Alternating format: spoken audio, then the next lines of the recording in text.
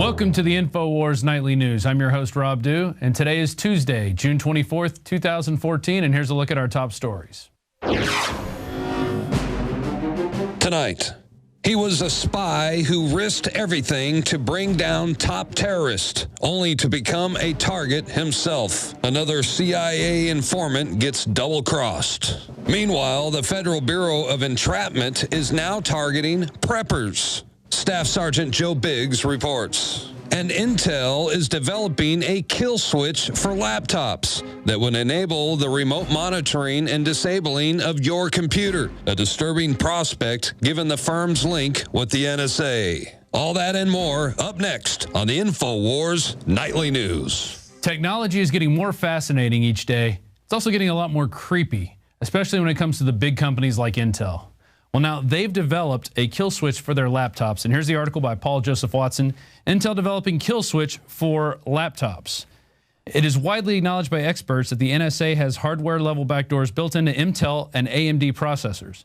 Earlier this year, during a Reddit online chat session, Intel CEO Brian Krzanich refused to answer a question on whether the NSA had backdoor access. What they develop is what they call a wireless credential exchange, wherein they create sort of a kind of a free speech zone, and if the phone leaves out of that area, well, suddenly it becomes disabled and refuses to work. And this goes back to the whole kill switch thing that happened with the iPhones back in 2008. Here's an article out of the Telegraph. Apple, Jobs confirms iPhone kill switch. Steve Jobs, Apple's chief executive, has confirmed there is a kill switch built into the iPhone that allows Apple to remotely delete malicious or inappropriate applications stored on the device. Fast forward now to 2014 in June with the Guardian article. Apple iPhone kill switch cuts thefts, and Microsoft and Google are to follow. Apple's introduction of the kill switch in its iPhone software last September has cut thefts of phones across the board, according to data from London, New York, and San Francisco, while those of other smartphones have continued to rise. And if you look at the statistics, in London, they fell by 24% in the first 5 months of 2014.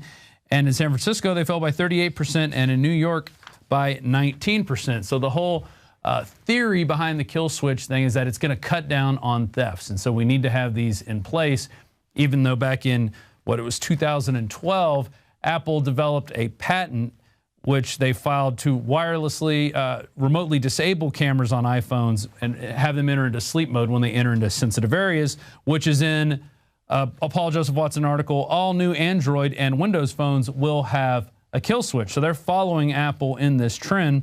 Although the kill switch would ostensibly be included to discourage theft, a scenario where authorities could hijack the technology to shut down communications in a sensitive area in order to limit photo or streaming video coverage, such as a demonstration or at the scene unfolding of police brutality, is easily to envisage. And you've seen police go and do that just on their own, grab people's iPhones, erase footage. We've had our own reporters have footage erased off of their phones when they've gone into sensitive areas, mainly just asking questions.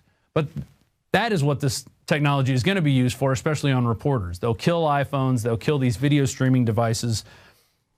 And taking the story a little further, we have an article that appeared in September of last year.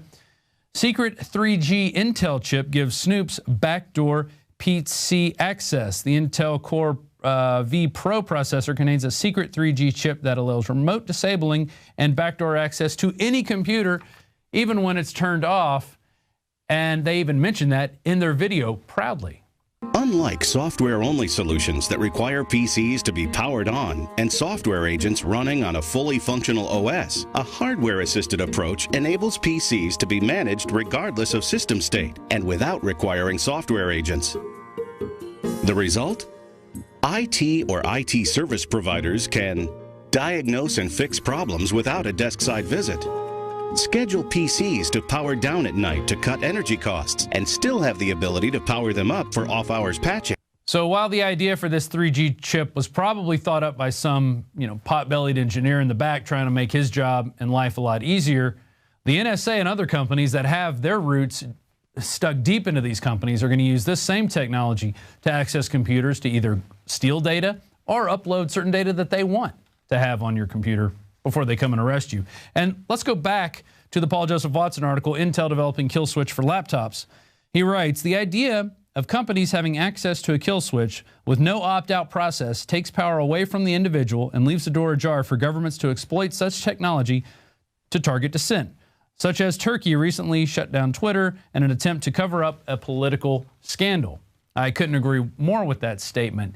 And it really is scary the way this technology is being used as a double-edged sword while we use it out in the field to gather information to show you. The authorities and our public servants are using it to take information away from us and limit access. It's really scary. The globalists have controlled the mainstream media for a long time, but now they're expanding, making the weaponization even more vicious and deceptive. All the major networks are state-run. We are partnering this year with the NFL. The NFL has become a political weapon against the Second Amendment and pushes Obamacare. MSNBC tells us that our children belong to the state. We have to break through our kind of private idea that kids belong to their parents or kids belong to their families and recognize that kids belong to whole communities. The brainwashing media machine has been turned up on high, and it's time for humanity to double down on the true people's media and strike back against the tyrants that are destroying our civilization with their lies and fraud. We are the resistance. You are the resistance. You are the info war. It is more important than ever to realize that we are not the alternative media. We are the true media. The establishment dinosaur press is dying. We are in an information war, and we are losing that war. Join us at InfoWarsNews.com and PrisonPlanet.tv. Members can share their memberships with up to 11 people. By subscribing, you will literally be buying war bonds in the info war to expand our operation in the face of the tyrants. Join us at PrisonPlanet.tv.